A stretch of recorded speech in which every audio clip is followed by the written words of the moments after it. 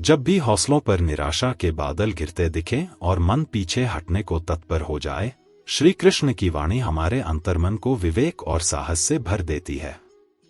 महाभारत के उस विशाल रणक्षेत्र में अर्जुन का हृदय भी इसी निराशा से घिरा हुआ था। अपने ही संबंधियों के विरुद्ध शस्त्र उठाने का विचार उसे भीतर तक हिला रहा था। तब कृष्ण ने उसे समझाया कि संसार में हर व्यक्ति किसी न किसी भूमिका में होता है और उससे जुड़े कर्तव्य, धर्म का पालन करना ही वास्तविक वीरता है। जीवन में भी अक्सर हमें चुनौतियों के सामने ठिठक कर लगता है, क्या मैं इतना सामर्थ्य रखता हूं? मगर कृष्ण के संदेश में यही आश्वासन मिलता है कि यदि इरादे सच्चे हों और कर्म में निष्ठा हो, तो मनुष्य को भीतर से एक दिव्य बल प्राप्त होता है। कर्म में रमते ही हमारे भीतर छिपा साहस जाग उठता है और रास्ते के अवरोध भी धीरे धीरे छोटे लगने लगते हैं। रिश्तों की कड़वाहट मन को भीतर तक सालने लगे तो राधा कृष्ण के प्रेम का स्मरण करना चाहिए, जहां स्वार्थ या कोई सौदेबाजी नहीं थी। वहां प्रेम निश्चल था, एक ऐसा बहता झरना जो न अपनी महत्ता जताता है, न किसी फल की अपेक्षा करता है। आज की दुनिया में जहां हर चीज में लेन देन की दृष्टि बढ़ रही है, यह प्रेम दर्शन याद दिलाता है कि सच्चे प्रेम की पहचान पाने से नहीं, बल्कि देने से होती है। कभी असफलताओं का सिलसिला इतना लंबा हो जाए कि अपने ही प्रयास व्यर्थ प्रतीत होने लगे, तब गोवर्धन पर्वत की कथा से सीख ली जा सकती है। कृष्ण ने अकेले दम पर बड़ा कार्य नहीं किया, उन्होंने पूरी गोकुल को एक साथ जोड़ा, इंद्र के प्रकोप को हरा दिया। अर्थात यदि लक्ष्य लोकहित का हो और सहयोग की भावना हो, तो असंभव से लगने वाले काम भी संभव हो जाते हैं। एक हिंदू होने के नाते यहां कहानी और हिंदू भाइयों तक जरूर शेयर करें और हिंदू होने के नाते चैनल को सब्सक्राइब जरूर करें। अभ्यास, जिससे मन को साधा जा सके, और वैराग्य, जिससे अनावश्यक इच्छाओं और मोह का त्याग हो सके। इन दोनों ने अर्जुन को उसके सबसे बड़े संकट से उबारा और वही उपाय आज भी हमारी मानसिक शांति का आधार हो सकता है। महाभारत से यह भी स्पष्ट होता है कि अधर्म कितना ही प्रबल क्यों न हो, अंत में धराशायी ही होता है। कृष्ण का साथ होना किसी चमत्कार की प्रतीक्षा नहीं, बल्कि सत्य और न्याय के लिए अटल रहने का नाम है। कौरवों का पतन इसी बात का प्रमाण है कि अन्याय का साहसपूर्वक विरोध करना ही धर्म है, और धर्म का पथ आखिरकार विजय की ओर ले जाता है, चाहे राह में कितनी भी कठिनाइयां क्यों न हों। दुनिया का आकर्षण मनुष्य को लालच, क्रोध या अहंकार की ओर खींचता है। दुर्योधन, कंस, शिशुपाल, ये सभी इसी अहंकार के जाल में फंसे और अंततः पतन का ग्रास बन गए। इसके विपरीत सुदामा जैसी निस्वार्थ मित्रता दिखाती है कि भावनात्मक सरलता और समर्पण ही रिश्तों का असली आभूषण है, जो धन दौलत से अधिक अमूल्य है। आज भी यदि हम ऐसे निष्कपट प्रेम को अपनाएं, तो मन का बोझ भी हल्का होगा और स्नेह की डोर भी मजबूत होगी। अंततः कृष्ण की वाणी यह समझाती है कि जीवन को कर्म, प्रेम और ज्ञान के एक मधुर संगम में ढालना आवश्यक है। कर्म हमें सक्रिय रखता है, प्रेम हमारे हृदय को कोमल बनाता है और ज्ञान हमारे विवेक को जागृत करता है। इन तीनों का संतुलन ही मनुष्य को जीवन का वास्तविक आनंद चखने का अवसर देता है। जो इस पथ पर आगे बढ़ता है, उसे कठिनाइयां कभी तोड़ नहीं पाती। वह हर चुनौती से शिक्षा लेता है और अपनी आत्मा की ज्योति को और भी प्रज्वलित करता है। यही है असली कृष्ण भाव, भीतर से दृढ़ और बाहर से प्रेममय होने की कला। कृष्णा जी की बातें अगर आपको पसंद आ रही है, तो कमेंट में राधे राधे जरूर बोलिए और चलिए वीडियो में आगे और ज्ञान की बातें सुनते हैं। जब भीतर का अंधेरा घना हो जाए और तमाम प्रयास नाकाम होते दिखें, तब श्री कृष्ण की वाणी एक सौम्य दीपक की तरह रास्ता दिखाती है। महाभारत के उस भीषण संग्राम से पहले अर्जुन की दशा भी कुछ ऐसी ही थी। अपने ही संबंधियों से लोहा लेने का विचार उसे इतना व्यथित कर गया कि उसके हाथ से धनुष गिर पड़ा। तब कृष्ण ने उसे चेताया कि कर्म के मार्ग से विमुख होना कभी समाधान नहीं होता, बल्कि अपने भीतर सुप्त पड़ी दिव्य शक्ति को जगाकर ही मनुष्य सही अर्थों में विजय पा सकता है। कभी रिश्तों का बोझ इतना भारी लगने लगता है कि प्रेम की जगह तनाव और शिकायतें सिर उठाने लगती हैं। ऐसे में राधा कृष्ण का प्रेम यह स्मरण दिलाता है कि सच्चे संबंधों की बुनियाद सौदेबाजी पर नहीं बल्कि परस्पर समर्पण पर टिकी रहती है। जहां अहंकार का स्थान नहीं, वहां प्रेम की सरिता अविरल बहती है। आज जब अपेक्षाओं की गठरी रिश्तों को बोझिल बना देती है, कृष्ण की यह शिक्षा बहुत मौजूद है। प्रेम का अर्थ पाना नहीं बल्कि स्वयं को सौंप देना है। ध्यान, अभ्यास और वैराग्य का सूत्र भी कृष्ण ने अर्जुन के मनोनिग्रह के लिए सुझाया था। जीवन की अशांति और भटकाव को साधना है तो मन को एक ठहराव देना जरूरी है, चाहे वह कुछ मिनटों का एकांत ध्यान हो, आत्म परीक्षण की आदत हो या फिर अनावश्यक इच्छाओं को त्याग देने का सरल सा अभ्यास। इससे मन हल्का रहता है, विचारों में स्पष्टता आती है और कर्म के प्रति समर्पण स्वाभाविक रूप से बढ़ने लगता है। कृष्णा जी की बातें अगर आपको पसंद आ रही है तो कमेंट में राधे राधे जरूर बोलिए और चलिए वीडियो में आगे और ज्ञान की बातें सुनते हैं। वहां कृष्ण ने एक अनियंत्रित प्राकृतिक विपत्ति के सामने गोकुलवासियों को निडर होकर एकजुट होने का रास्ता दिखाया। आज भी अगर मन में लोकहित और सदिच्छा हो तो छोटी सी मशाल एक बड़ा प्रकाश फैला सकती है।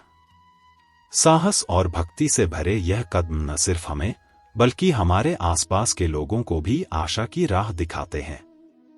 यही कृष्ण भावना का सार है, कर्म को पूजा मानना, रिश्तों में स्वार्थ छोड़कर प्रेम को प्रधानता देना, मन को साधने के लिए निरंतर अभ्यास करते रहना और जहां जरूरत हो वहां अन्याय का डटकर सामना करना। इस मार्ग पर चलते हुए चाहे कितनी भी विषम परिस्थिति क्यों न आ जाए, मनुष्य कभी हताश नहीं होता। वह जानता है कि उसके भीतर एक दिव्य ज्योति निरंतर जल रही है, बस उसे अपनी श्रद्धा और पुरुषार्थ से प्रकट करने की देर है। यही कृष्ण की वाणी है जो मन के कोने कोने में साहस और आनंद का संचार करती रहती है। जब भी जीवन में ऐसा लगे कि हर तरफ अस्पष्टता है, मंजिल धुंधली दिख रही है और मन किसी किनारे को खोजने में असमर्थ हो रहा है, तब कृष्ण की वाणी एक दृढ़ सहारा बनकर उभरती है। महाभारत के युद्ध से पहले अर्जुन का भी मन इसी तरह उलझनों से घिरा था। अपने ही पूजनीय लोगों पर बाण चलाने की कल्पना से वह भयभीत हो उठा। उसी क्षण कृष्ण ने उसे समझाया कि भागने से समाधान नहीं मिलते। यदि कर्तव्य और धर्म का मार्ग जटिल भी हो तो उसे निभाना ही वीरता है। बाहरी स्थिति के साथ साथ आंतरिक द्वंद्व भी हमें अक्सर परेशान करता है। रिश्तों की उलझने, करियर की अनिश्चितता या कभी कभी अपने ही बारे में उठते प्रश्न। ऐसे में कृष्ण का संदेश यही है कि कर्म की पूर्णता खोजो, फल की आसक्ति नहीं। जब हमारे मन में परिणाम का भय छिपा रहता है, तब हम अपने कर्म पर फोकस नहीं कर पाते। फल की चिंता छोड़कर जब हम अपने काम में रच बस जाते हैं, तो वही कर्म एक गहरी साधना में बदल जाता है। अर्जुन जैसा महान योद्धा भी मन की चंचलता से जूझ रहा था। यह इस बात का प्रमाण है कि मानसिक संघर्ष से कोई नहीं बचा है। कृष्ण ने उसे अभ्यास और वैराग्य का उपाय बताया।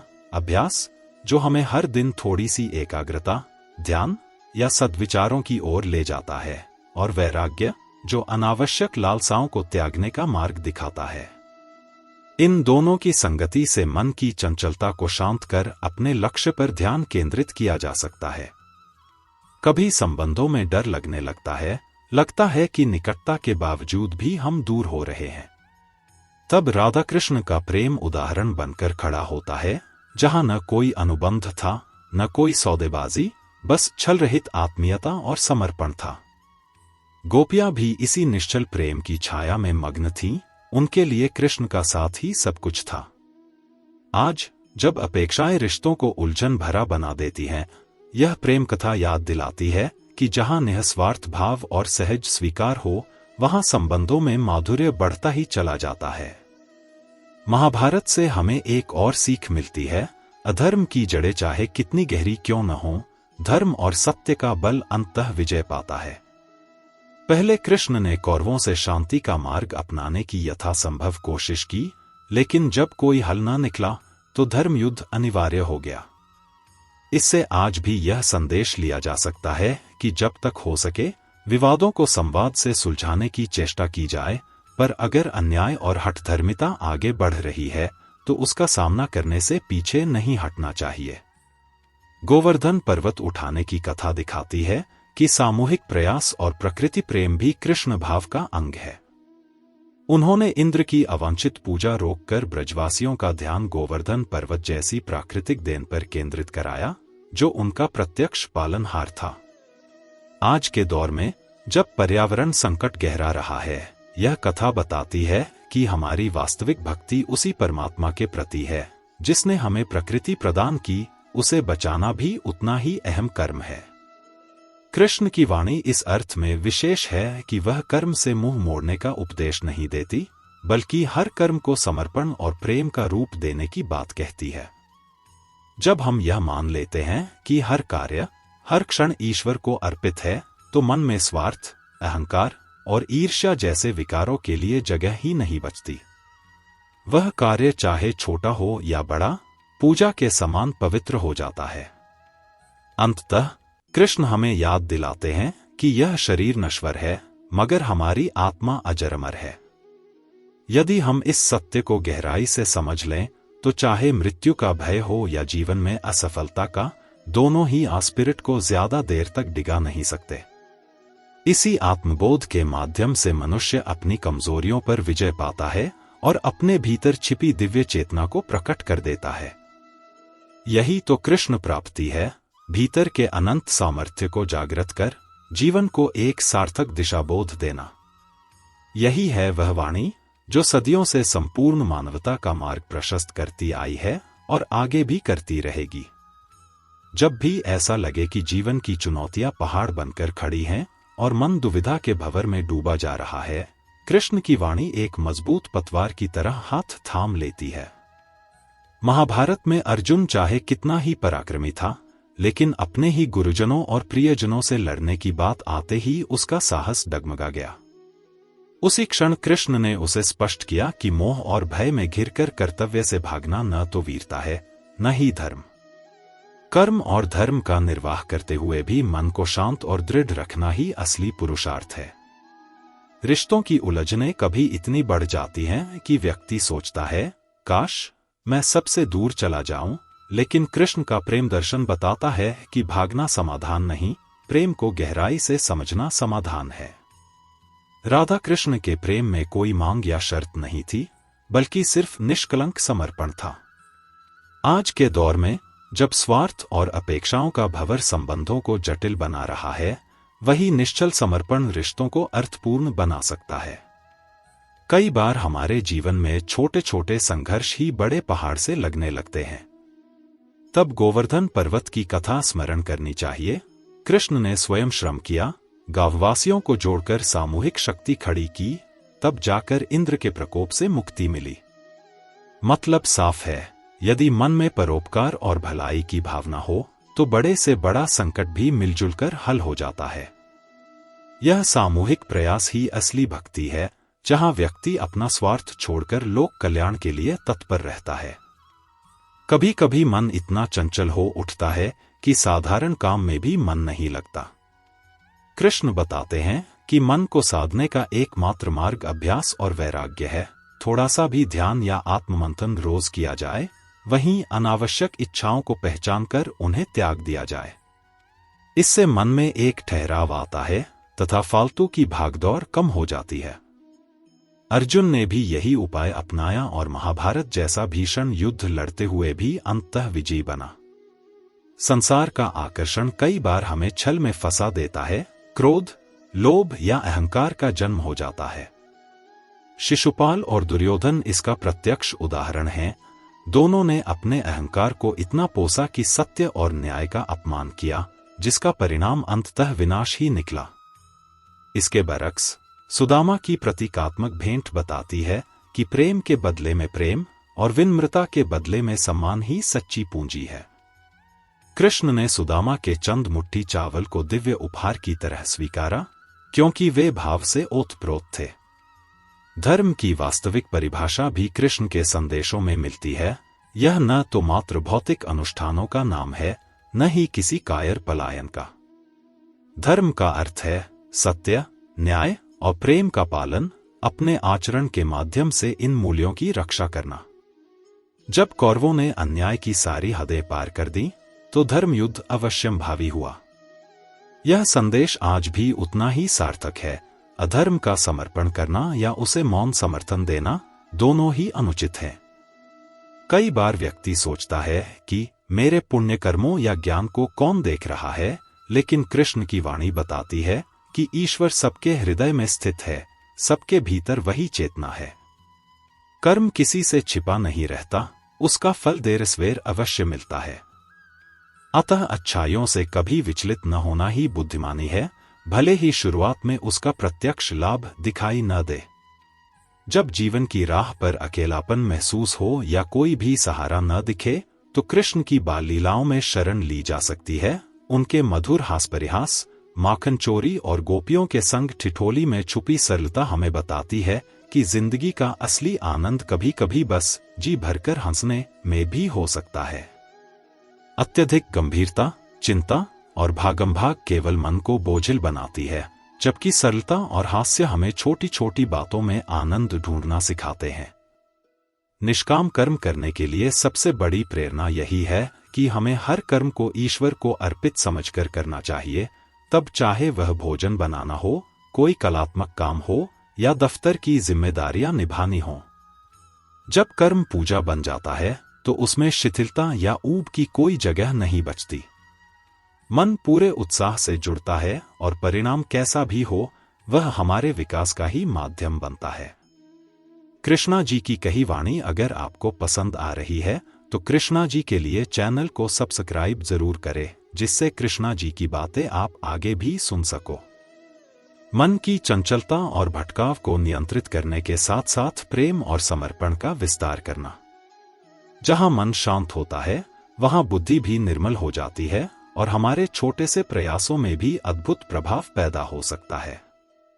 इसीलिए अर्जुन ने भी अंत में यही माना कि कृष्ण की छत्र छाया में न केवल वह विजेता बन गया, बल्कि उसे अपने भीतर का वास्तविक स्वरूप भी पहचानने का अवसर मिला। यही असल विजय है, बाहर के युद्ध से कहीं बढ़कर भीतर के युद्ध को जीत लेना। यही कृष्णवाणी का अनमोल संदेश है, जो आज भी हमें कर्म, प्रेम और सत्य के मार्ग पर चलने की प्रेरणा देता है। जब मन विचलित हो जाए, उलझने असहनीय हो उठें और हर उपाय विफल होता प्रतीत हो, तब भगवान श्री कृष्ण की वाणी वह रसधारा बनकर मन को सींचती है, जिसे अपनाकर अर्जुन जैसे विराट योद्धा को भी नया संबल मिला था। महाभारत के युद्ध से पहले अर्जुन केवल युद्ध की विभीषिका से नहीं, बल्कि अपने भीतर उठ रही करुणा और मोह से भ्रमित था। उसे लगा कि परिवारजनों से लड़कर क्या धर्म की स्थापना हो पाएगी। इसी क्षण कृष्ण ने उसे स्मरण कराया कि जीवन में कभी कभी कठोर निर्णय भी लेने पड़ते हैं, बशर्ते उनका मूल उद्देश्य सत्य की रक्षा और लोक कल्याण हो। कभी कभी हमारे सामने भी ऐसी स्थिति आती है जब हमें लगता है कि कोई भी मार्ग उचित नहीं। तब कृष्ण का संदेश यही है, अगर कोई काम लोकहित, धर्म और सत्य का पोषक है तो उस राह पर हर कठिनाई के बावजूद डटे रहना चाहिए। कर्म से भागना या मोह में बहकर उसे त्याग देना न तो धर्म है और न ही समाधान। अपने भीतर किसी कोने में एक दिव्य ज्योति हर पल मौजूद है, वही हमें रास्ता दिखाती है, बशर्ते हम उसके संकेतों को समझें। रिश्तों में भी कई बार मन टूटता है, अविश्वास और ईर्ष्या का अंधेरा फैल जाता है, पर कृष्ण राधा का प्रेम दर्शन याद दिलाता है कि जहां निस्वार्थ भाव और अपनापन हो, वहां बड़ी से बड़ी बाधा भी प्रेम के प्रवाह को रोक नहीं पाती। गोपियों का बाल सुलभ प्रेम और कृष्ण की बाल लीलाएं यह संकेत देती हैं कि जीवन की कठोर चुनौतियों के बीच भी सरलता और आनंद का स्पर्श बना रहना चाहिए, वरना मन हमेशा बोझिल ही रहेगा। अभ्यास और वैराग्य का महत्व भी कृष्ण ने उजागर किया। अर्जुन की तरह हमारा मन भी चंचल है, कभी अतिरंजित इच्छाओं में उलझता है, कभी मोहमाया के जाल में फंसता है। कृष्ण कहते हैं कि दिन भर की आपाधापी में कुछ मिनट आत्मचिंतन या ध्यान के लिए निकालो। अनावश्यक इच्छाओं और तृष्णाओं को सीमित कर लो। यह सरल लग सकता है, पर वास्तव में यही मन की सबसे बड़ी साधना है जो हमें उस आत्मिक बल के संपर्क में लाती है जिससे दुनिया का कोई भय हमें लंबे समय तक विचलित नहीं कर सकता।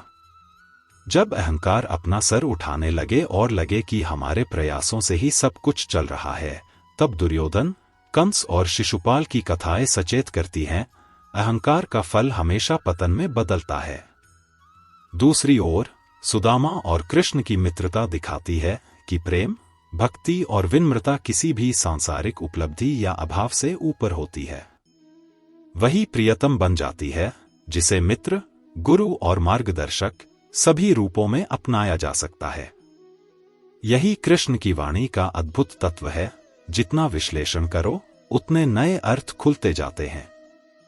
कर्म में समर्पण, प्रेम में निःस्वार्थता, मन की साधना और सत्य के प्रति अटूट निष्ठा, इन सबका एक साथ साक्षात्कार हो जाए तो मनुष्य जगत के बीच रहकर भी स्वतंत्र, आनंदित और निर्विकार बना रह सकता है।